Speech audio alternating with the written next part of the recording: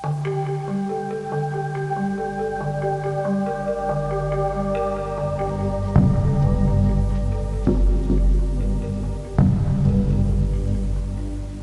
God you've returned.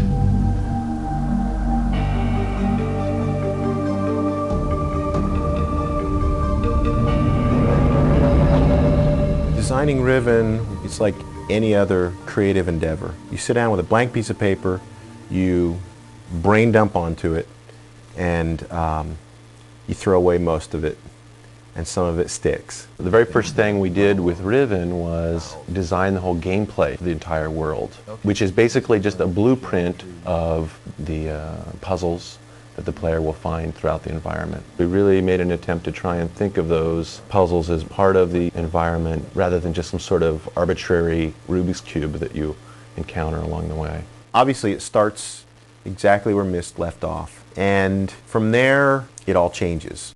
The story itself, we've been real hesitant to reveal too much of it. It'd be like telling someone that Darth Vader was Luke's father. It kind of ruins the movie.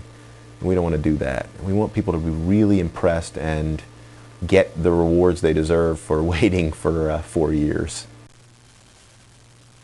So here we have this real world, and that meant metal needed to be rusted in just the way it would be in the real world. If there were grease marks coming out of the back of one of the transportation devices, then they should be there. Where gases were vented, it should cause corrosion. And I think there was an inordinate amount of work that went into watching those details and make sure they fit in well with how things worked. The mag car in the outline form of the game was just a footbridge, but when we got to actually solving that problem for real, we asked ourselves, how do we get people from A to B in the most interesting way possible?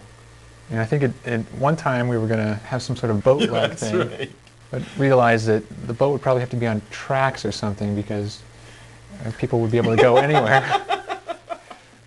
So we eventually wound up with the mag car, which is basically just like a deluxe horizontal elevator. We had the luxury of not just 2 people doing artwork, but teams of people. And not just having Macs to do it on, but having XGI workstations. Instead of one person doing sound, we had teams of people doing sound. From the smallest picture to the largest movie, any little bit and piece that we could tell a story with, we did. We've spent 4 years working on this thing. Putting this all together was a monumental task. Almost 5,000 pictures and 3 hours of QuickTime, hour and whatever of music and sound and astronomical amount of data.